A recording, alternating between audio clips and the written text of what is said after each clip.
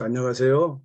오늘은 질문, 고민 게시판에 올라온 질문을 여러분에게 설명하는 시간을 갖도록 하겠습니다. 오늘 설명할 질문은 4월 14일 날 올라온 캐띠님의 일반화와 유형 문제풀이에 대한 질문입니다.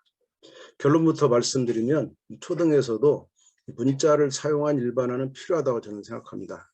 현재 우리나라 초등 교과서는 문자를 사용한 일반화는 하지 않고 있고 도형 기호만 사용하고 있는데, 문자를 사용한 일반화가 중학교 1학년에 있다 그래서 초등학교에서는 전혀 사용하지 않는 것은 조금 문제가 있다.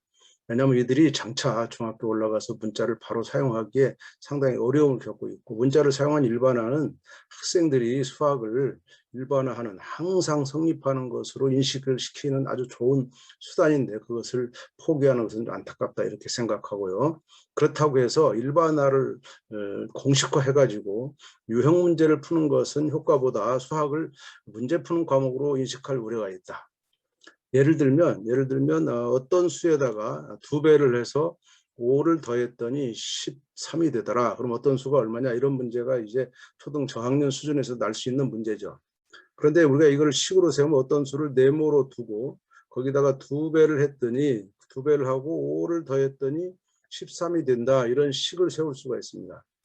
여기서 이 네모 대신에 중학교 가면 여기다 x를 집어넣는데 그건 방정식, 1차 방정식이 되고 1차 방정식을 푸는 것은 아주 기계적으로 절차적으로 풀게 되어 있습니다. 그런데 그것을 초등으로 끌고 내려올 우려가 있다. 그러면은 아주 수학이 재미가 없는 과목이 됩니다. 간단하게 말하면 이거를 이제 중학교에서는 5를 먼저 이항시키면 이항하면서 반대쪽으로 넘어가면서 부호가 반대가 됩니다. 그럼 13에서 5를 빼게 되죠. 그러면 2 곱하기 네모는 8이 되는, 13 빼기 5가 돼가지고 8이 되는 이런 상황이 됩니다. 그 다음에 다시 또 곱해진 수를 2를 곱했으니까 양변을 2로 나눠서 네모는 8 나누기 2다. 그래서 4다. 이 구해버리는 아주 기계적인 방법입니다. 이렇게 돼버리면은 이거는 중학교에 방정식을 푸는 문제가 돼서 수학 이런 문제를 푸는 그냥 과목이다라고 인식할 우려가 있는데, 그것보다는 초등에서는 예상과 확인, 그러니까 얼마가 들어갈 것인지를 예상하고 확인하는 그런 방법. 그것은 두 가지 방법이 있는데, 우선 5를 먼저 처치할 거냐 말 거냐, 아니면 5를 둔 상태에서 할 거냐. 저는 5를 둔 상태에서 한다면, 예를 들어서 네모가 1이라고 치면 왼쪽은 얼마냐면 7이 되고요. 왼쪽은 7이 되고 오른쪽은 13이 되니까 같지 않게 됩니다. 그렇죠? 왼쪽이 작으니까 좀 더 이제 넓히는 거죠. 크게 하는 거죠. 그래서 네모를 뭐 순진하게는 2로 갈 수도 있지만, 나는 많이 부족하니까 네모를 얼마입니까? 한 4 정도 가겠다. 그랬더니 왼쪽이 얼마가 나냐면 13이 나오고 오른쪽도 13이 나와서 같아지는 겁니다. 이렇게 되면은 네모가 4라는 거, 어떤 수가 4라는 걸 알 수 있는, 이게 초등의 방법입니다.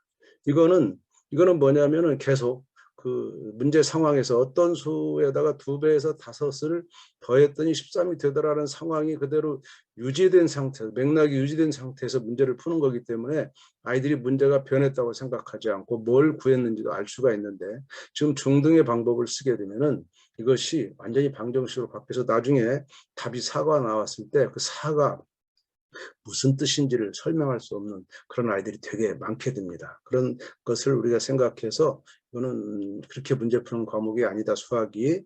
또 일반화해가지고 그걸 공식으로 문제를 푸는 그런 것은 하지 않았으면 좋겠다, 이렇게 말씀을 드리고요. 이제 구체적으로 들어가 보도록 하겠습니다. 규칙성에 관한 문제입니다. 초등학교 5학년에서 규칙성 단원이 3단원이고 그 5학년의 3단원의 규칙성 단원을 보면서 아마 이제 이런 그 삼각수를 공부했던 것 같아요.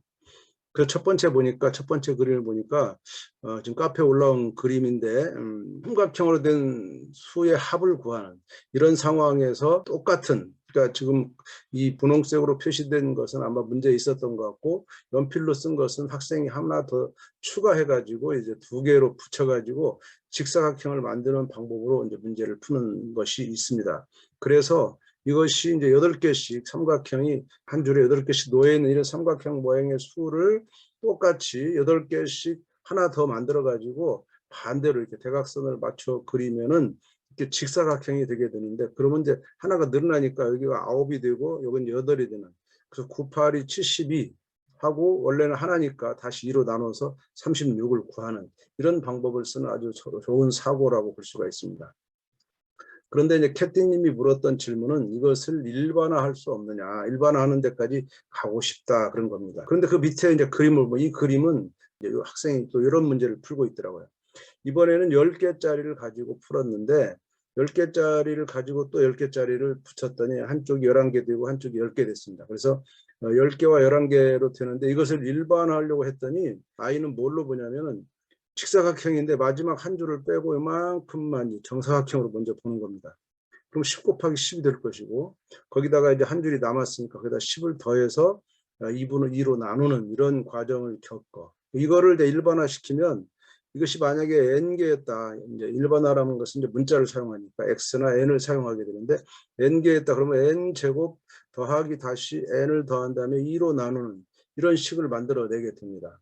근데 캐티님은 이것보다는 n 이제 직사각형으로 봐서 직사각형은 이게 n이면 여기가 사실은 이제 한쪽이 n이면 이것이 n 플러스 1이 되거든요. 그래서 n 플러스 1에다가 n을 곱해서 2로 나누는 이런 식을 만들어 보기를 원하는데 아이는 그렇게 이것을 직사각형으로 보지 않고 한꺼번에 직사각형으로 구하는 게 아니라 정사각형을 먼저 쪼갠 다음에 남은 이 정사각형을 쪼개고 남은 이 부분을 식으로 구하는 것을 안타깝게 생각하고 있습니다. 물론 이제 중학생이 돼가지고 인수분해를 배우는 중3 정도 또는 분배 법칙을 배우는 중1 정도에서는 이것을 이렇게 고칠 수 있는 능력이 생기긴 하지만 초등학교에서는 이런 수식까지 다루는 건 상당히 어렵다고 볼 수가 있죠. 그러나 이제 캐티님의 아쉬움은 이렇게 했으면 좋겠다라는 것이지만 이 문자를 이용한 일반화하는 과정은 아이가 그 규칙을 파악한 거에 따라서 하는 것이지 우리가 성인들이 생각하는 일반화를 너무 성급하게 할 필요는 없다. 다시 말하면 아이는 이것을 직사각형 구조로 보지 않고 정사각형에다가 한 줄을 더 붙인 걸로 봤기 때문에 이것은 이렇게 보는 것이 당연한 거고 이렇게 일반화할 수 있다는 것 자체로 충분한 의미가 있다 이렇게 볼 수가 있습니다. 근데 캐티님의 질문 중에는 일반화를 바로 가고 싶은데 이렇게 수식에서 끝나고 있다. 일반화와 수식의 차이는 수식은 구체적인 수치가 주어지는 거고 그것을 일반화로 가는 것은 이제 n이라는 이런 문자 또는 x라는 문자를 가지고 항상 그 개수가 몇 개로 변하도록 쓸 수 있는 그런 일반화로 가는 것인데 저는 이제 거기에 대해서는 간단하게 이렇게 숫자 몇 개 줘가지고 일반화로 가기는 어렵다. 일반화로 가려면 질문이 필요합니다. 그래서 지금처럼 만약에 첫 번째 수치를 줬어요. 맨 처음에는 9개를 줬다. 9개. 이렇게 9개짜리를 줬을 때 여기다가 이제 하나 더 이렇게 붙였더니 이제 여기 10개가 되고 9개 됐다. 라는 거. 그럼 여기서 학생은 9 곱하기 10 나누기 2라는 식을 만들어낼 겁니다. 그리고 이것을 계산하지 않도록 여기서 식만 세우도록 먼저 요구합니다. 질문에서. 그 다음에 이것을 조금 더 다른 수치를 한 번 더 표현해요. 지금 이제 제가 그 블로그 나온 대로 하자면 10개짜리 이걸 하나 더 늘려서 10에다가 10짜리 하면은 이거를 또 이렇게 붙여가지고 붙여서 이거를 이제 11개로 늘리는 그러면 이거는 10 곱하기 11 나누기 2가 되겠죠. 이렇게 해서 식만 세우도록 하면 그러면 이제 세 번째 질문이 필요한데 세 번째는 어떤 질문이 필요하냐면 개수를 알 수 없을 때 어떻게 하겠냐. 지금 이렇게 생긴 뭐 무지무지 많은 개수가 있다. 또 이 개수가 막 변해. 정삼각형으로 정삼각형은 아니죠. 이등변 삼각형으로 변해. 그럴 때 너는 이거를 어떻게 구할래? 할 때 학생은 똑같은 아이디어를 하나 더 붙일 겁니다. 근데 이 문제는 뭐냐면 이거를 개수를 구할 수 없는 상황이 돼야만 아이가 이걸 뭘로 표현하지? 이런 고민을 하게 되는 겁니다. 그래서 이거를 그냥 그걸 n개라고 할까 n개? 그럼 이것이 n 플러스 1개 되는 거니까 n 곱하기 n 플러스 1 나누기 2로 할 수 있다. 이렇게 갈 수 있는 거는 위에 두식을 잘 보면 어떤 수치가 하나 주어지면은 그 다음 수치는 그보다 하나 많다. 어떤 수치 n이 주어지면 그 다음 수는 옆에는 n 플러스 1이다. 이렇게 표현할 수 있는 거고 그 사이 곱셈이 물론 있겠죠. 그 다음에 나누기 2 했다는 건 똑같은 거다. 이렇게 그 일반화를 가기 위한 질문이 이런 규칙적인 숫자가 먼저 있어야 되고 그 숫자를 계산하지 않고 이걸 얼마라고 계산하지 않고 이렇게 식으로만 썼을 때 가능하다는 겁니다. 그래서 답을 내버리면 일반화하기 어려워요. 일반화는 답을 내기 전까지 식으로 세우는 거기서 멈추고 계속 그런 과정을 반복하면 거기서 규칙성을 찾아가지고 이제 가는 겁니다. 정리하면 이렇습니다. 일반화는 사실은 그런데 세 가지 수준으로 우리가 보통 수학에서는 보는데, 지금 이제 우리 그 캐티님이 원하는 것은 이 문자를 사용한 일반화. 이건 대단히 어려운 가장 높은 수준의 일반화입니다. 그보다도 학생들은 초등학생이나 중학생은 아직 문자를 사용한 일반화가 익숙하지 않기 때문에 가장 낮은 수준에서는 일단 문장으로 표현하는 겁니다. 문장으로 표현한다는 것은 아까 그 그림에서는 뭐 한 변의 길이, 한 변의 개수, 뭐 한 변의 개수가 있으면 거기에다 곱하기 한 변의 개수 어떻게 했어요? 거기다가 더하기 1을 했죠. 하나 늘어났죠. 그 다음에 나누기 2. 이 정도 쓰는 것이 일반화가 일단 시작된 겁니다. 이것도 못 쓰는 아이가 굉장히 많고요.